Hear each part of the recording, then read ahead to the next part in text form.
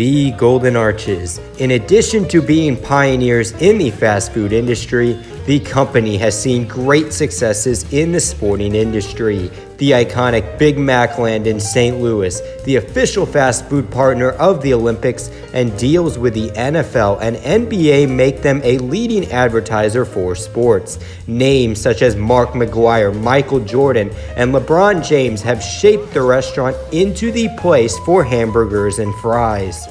On the NASCAR side of things, the Empire has had a successful campaign within the sport as the company has had some great paint schemes and promotional drivers to grow the brand. With that said, however, the fast food chain finding victory lane on the track has been as rare as finding the McRib. So many chances to finally break through have come and gone, and unfortunately, the misfortunes of coming in second have built up over time. So anyways, let's dig into this juicy McFortunate legacy, and hopefully this work can fill your YouTube appetite this weekend. The Fast Food Corporation's NASCAR sponsorship started in 1993 when they signed a deal to sponsor Junior Johnson's number 27 entry. Behind the wheel was NASCAR veteran Hutch Strickland, who was able to put together a solid campaign a few years prior. For the Golden Arches, the pairing with Junior Johnson was going to succeed and become the greatest combination since French fries and ketchup. That is, until the race team saw its performance on the track stuck in a pickle, and unfortunately couldn't build success during the campaign. Strickland's season only saw him net 1 top 5, 2 top 10s, and the McDonald's team finished an abysmal 24th place in the season standings. In 1994, Junior Johnson fired Hutch Strickland and added as much excitement as a large cup of coffee from the McCafe. Jimmy Spencer would pilot the number 27 McDonald's entry and hopefully get the operation up and running. With that said, Mr. Excitement provided exactly what his nickname advertised, as the team was able to win 2 races at Daytona and Talladega, as Jimmy Spencer made the restrictor plate races his place. Certainly a top-tier race team for the top-tier fast food giant, right? Yeah, unfortunately, there is indeed a catch. The team was as greased up as a deep fryer and had crashes and mechanical issues plague the Golden Arches. The team netted a whopping 11 DNFs and finished 29th in the season standings. As a result, McDonald's took their monopoly of money elsewhere in the NASCAR Cup Series garage. For the 1995 season, McDonald's arguably found their Big Mac as NASCAR Cup Series champion Bill Elliott would sport the company's colors on his race car. What more can I say? The driver from Dawsonville, Georgia earned 39 wins and was a recognizable name on the tour. The 94 should hopefully become number 1, much like its new sponsor, and the duo could truly become iconic and find victory lane frequently and often. Despite the brand recognition, Bill Elliott's time with the McDonald's colors on his car was fairly mediocre, as driving for the Golden Arches for a staggering 176 races, the sport's most popular driver at the time went winless during that time frame and only placed top 10 in the season standings twice. It's almost incredible that he never won with McDonald's as his primary sponsor, as the paint schemes have become iconic over the years, and my goodness, the Mac Tonight and the golden designs were fantastic. For the 2001 campaign, McDonald's would align themselves with PPI Motorsports and partner with rookie driver Andy Houston. He wasn't an awful development driver at the time, as he earned 3 wins in the NASCAR Truck Series and earned a 3rd place points finish during the 2000 campaign. Unfortunately, this move was as successful as the McPizza, as Andy Houston and the 96 team once again created a McFlurry of issues for the McDonald's race team. In only 17 starts, Houston earned 0 top 10s, 9 DNFs, and finished an abysmal 43rd place in the NASCAR Cup Series standings. In the least surprising outcome, McDonald's pulled their sponsorship and left the series because of the high popularity of companies sponsoring the NASCAR Cup Series. The fast food giant was ultimately sidelined for the foreseeable future. Ultimately, the iconic red and yellow McDonald's colors would return to the sport late in 2006 as the Golden Arches found their way to Kasey Kahne's number 9 Dodge Charger for Evernham Motorsports. This was a smart business decision because Kasey Kahne was coming off of 6 NASCAR Cup Series victories that season and was arguably one of the sport's top prospects in the long run. Over the next 2 seasons, McDonald's sponsored a handful of events such as Chicagoland, Atlanta, and Bristol, with the best performance coming at the 2007 Sharpie 500. As I was taking in my first Bristol night race, Kasey Kahne and Kenny Francis put together a Big Mac of a performance, leading 305 laps and arguably having the dominant car at the new Bristol. A few moments later. And Carl Edwards will come down and take the checkered flag out of turn 4. Unfortunately, Carl Edwards was able to gain momentum and the number 9 McDonald's team finished the night as the first loser. While it was a crushing defeat, at least the McDonald's name was relevant in NASCAR once again. As long as they stick with Kasey Kahne, eventually they will get their day in the spotlight. Absolutely nothing will ruin the momentum for the fast food giant, and they will certainly break their 13-year losing streak sooner than later. With that said, Kasey Kahne earned full-time sponsorship from Budweiser, which meant Mickey D's was moved over to one of Evernham's other rides, which meant they were going to Elliott Sadler's number 19. My goodness. This was essentially downgrading to a Happy Meal in McDonald's terms, as Elliott Sadler and the number 19 had nor the speed or talent level that Kasey Kahne's team had. Boogity, boogity, boogity, let's go racing, boys! 12 seconds later. Tony Stewart and Elliott Sadler. I was just going to say, this is the most treacherous opening first few laps. As a result, the 10 McDonald's-sponsored races found a lack of victory lane, and Elliott Sadler only netted the colors 2 top 10 finishes during that campaign.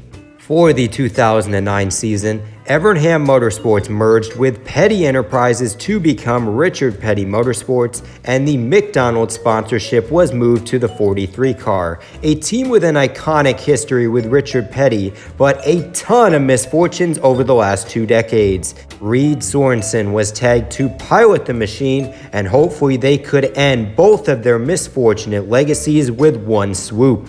Ultimately, Reed Sorensen's number 43 team was quarter-pounded to the ground by inconsistencies and misfortunes on the track as the race team finished an abysmal 29th place in points. The team's only top 10 was at the Daytona 500 as Sorensen gave the McDonald's colors a solid run during the Great American Race. Hey, at least they have one thing going for them, despite the losing streak extending to now 15 years. After the dumpster fire worth of a campaign, McDonald's moved its NASCAR budget over to Jamie Mack as the company would sponsor the 2010 Daytona 500 champion for about 10 races annually. They were hoping this would be the fresh start they were looking for, and they can ultimately break that winless drought and get back to victory lane. Unfortunately, Jamie Mack's 3 wins in the Ganassi number 1 car were with Bass Pro Shops and Cessna, as he ultimately went 0 for 145 with the McDonald's colors over a span of 8 seasons, with a best finish of 2nd in the 2017 Geico 500. If you're keeping track at home, it has been 24 years since Ray Kroc's founded company has visited victory lane, and something needs to change, and they need some luck, much like the company's Shamrock Shake, to get back on top. Fortunately, Chip Ganassi had some leftover races on the 42 car, which meant the hamburger chain would get some events with Kyle Larson, and coming off a 4-win season, the driver from Elk Grove, California was hyped up as a championship contender, and surely he would deliver behind the wheel. To hype up the deal even more, their first race would be the Food City 500 at the Last Great Coliseum, a track that Kyle Larson excels behind the wheel. After Monday, we will be debating whether McDonald's was the best thing to happen to Kyle Larson or to McDonald's themselves. Now go get that trophy, the hype is up to oblivion. With just 7 laps remaining at Bristol, look at this! Kyle Larson has driven the McDonald's Chevrolet Camaro to the lead and is about to break a 24-year winless streak for the Golden Arches. Ronald McDonald is going to victory lane. A few inches later. There's going to be contact. Yeah, sends There him he right up goes. the track. Gets loose. Oh, Takes the Larson lead. got big time loose. Unfortunately, Kyle Larson's version of the Hamburglar gives him the bump up the racetrack, and once again, Team McDonald's finishes runner-up at the last great Coliseum. It's such a shame because Larson put on a clinic around the world's fastest half mile, but don't worry whatsoever, he will have some more chances to break the drought in the near future.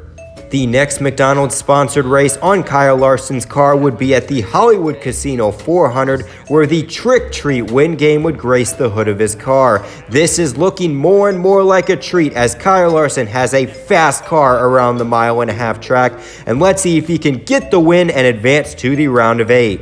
Unfortunately, Kyle Larson cannot catch Chase Elliott and Kyle Busch, and McDonald's and Kyle Larson see their championship hopes end after the round of 12. Despite the heartbreaking loss, Kyle Larson is a transcendent talent, and he is surely going to excel on the dirt. After all, that's his wheelhouse. His quarter midget is graced with the iconic restaurant chain, and absolutely nothing goes better with chili than some McDonald's French fries. You've got this. Oh my god, no! Are you kidding me? Go, Larson, yes! No! Unfortunately, McDonald's does not serve chili at its U.S. restaurants, and ironically, Kyle Larson lost the Chili Bowl on the final lap. Certainly a heartbreak for the Golden Arches, but I mean, at this rate, they are used to coming up just short of all the glory, and they've taken pain and misfortunes over the last 2 decades. On a side note, I'm not loving what I'm seeing from the Kyle Larson-McDonald's partnership so far. I mean, they've been close to tasting victory lane, but always they've come up dry at the end of the day. Yeah, I hope I'm wrong, but the hype is dying out for the combination. With that said, the 2019 Folds of Honor Quick Trip 500 looks to be the end date for the McFortunate legacy, as Kyle Larson is piloting the classic McDonald's colors out front, leading a staggering 122 laps around the rough Atlanta surface. With a flawless pit stop by the pit crew, absolutely nothing is going to prevent Ronald McDonald from visiting victory lane. Kyle Larson was trying to beat Kevin Harvick out of the pits. He beat Kevin Harvick out of the pits. Problem was he was speeding to do it. So Larson, who had only one speeding penalty all last year, gets one here, and he'll restart at the back. Instead of ordering a race-winning trophy, Kyle Larson orders a Mick choke with a penalty on the side, and once again, they screw up another race. Are you serious again? As a result of this penalty, Kyle Larson proceeds to get stranded in Atlanta's drive-thru traffic and finishes a mediocre 12th place after an otherwise flawless performance. The perfect opportunity to deliver once again squandered away. How McFortunate. In addition, a couple of franchise owners for McDonald's decided to sponsor Bubba Wallace and put out, oh my goodness, this ugly, lazy McDonald's Team Bacon design. And the thing is, when you're sponsoring the handshake away, you're not expected to run top 25, so I really don't see a personal benefit for this group. You know, I would suggest liquor to ease the pain, but unfortunately, McDonald's only serves Coke products, so I can't help you on that one. So there you have it, over 20 years in the NASCAR Cup Series garage, and all they have to show for 2 wins with Jimmy Spencer. Despite the star power featuring Jamie McMurray, Bill Elliott, and Kasey Kahne, the fast food chain remains without a win since 1994. Certainly, if there's one thing that is admirable from this sponsorship, it's the loyalty, as through all the lows and constant losses on the racetrack, McDonald's has kept its investment in NASCAR and sees the sport as a profit for its widely successful company, and certainly in the 2010s, this is a breath of fresh air. While I'm not a McDonald's fan by any means, I personally hope they can break their misfortunate legacy sooner than later and can get rewarded for their loyalty over the past 2 decades. Let's just hope they don't pull a Brian Cornell once they indeed get to the top of the mountain and leave the sport. So anyways, this is NRF signing out, and just remember, life's a beach and then you drive.